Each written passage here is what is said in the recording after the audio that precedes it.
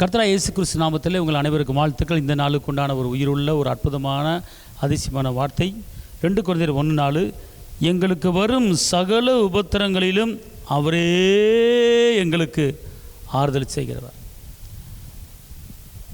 சகல உபத்திரங்களிலும் அவர் நமக்கு ஆறுதல் செய்கிறவர்.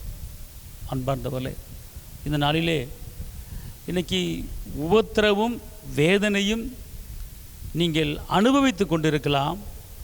ஆனால் அந்த உபத்திரம் ஏன் கர்த்தர் நமக்கு அனுமதிக்கிறார் அப்படின்னு கேட்டால், என்ன சொல்லப்பட்டிருக்கு? சகல உபத்திரங்களிலும் அவரே எங்களுக்கு ஆறுதல். அப்படின்னா அவர் உபத்திரத்தின் மத்தியில், வேதனையின் மத்தியில், கஷ்டத்தின் மத்தியில், நெருக்கத்தின் மத்தியில், பிரச்சனையின் மத்தியில், கடன் பிரச்சனை மத்தியில் அவர் உங்களை தைரியப்படுத்தி, உங்களை ஆறுதல் படுத்தி, பயப்படாத, கலங்காத, முடிஞ்சிடும், பயப்படாத, கலங்காத, முடிஞ்சிடும், நான் இருக்கேன் அப்படின்னு சொல்லி உங்களை ஆறுதல் படுத்துக்கிற கர்த்தர் உங்கள் கூட இருக்கிறார். ஏன் அப்படின்னு கேட்டால், சங்கீதம் 119:72 உபத்திரப்பட்டது நல்லது, கர்த்தருடைய பிரமாணங்களை கற்றுக்கொண்டீங்க.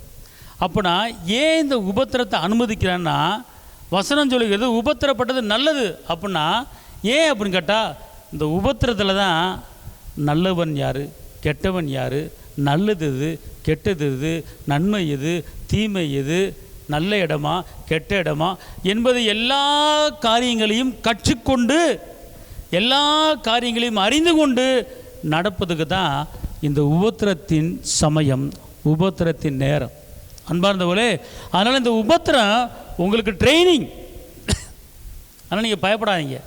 ஆனால் இந்த உபத்திரத்தில் ஒரு மரண போராட்டம் மாதிரி இருக்கிற மாதிரி தெரியும்.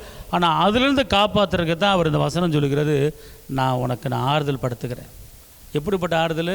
முடிய போகுது, சீக்கிரம் உபத்திரம் மாறப்போகுது, அது சீக்கிரத்தில் நீங்கி விடும் இந்த லேசான் உபத்திரவம், அது சீக்கிரத்தில் நீங்கிவிடும் இந்த லேசான உபத்திரவம். சோர்ந்து போகாதே, நீ சோர்ந்து போகாதே.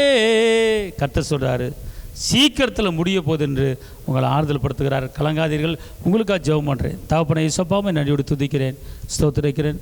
இந்த வார்த்தையை கேட்டுக்கொண்டிருக்கிற ஒவ்வொரு தேவ பிள்ளைகளுக்கும் உபத்திரத்தின் நேரத்தில், வேதனையின் நேரத்தில், கஷ்டத்தின் நேரத்தில், பலவீன நேரத்தில், கடன் பிரச்சனை நேரத்தில் நீங்களே ஆறுதலாக இருந்து பிள்ளைகளை கரம் பிரச்சனை நடத்துங்க, பாதுகாத்து கொள்ளுங்க, ஆசீர்வதிங்க. இயேசுவின் நாமத்தில் பிதாவே, ஆமென். கர்த்தர் உங்களை ஆசீர்வதிப்பார். ஹல்லேலூயா.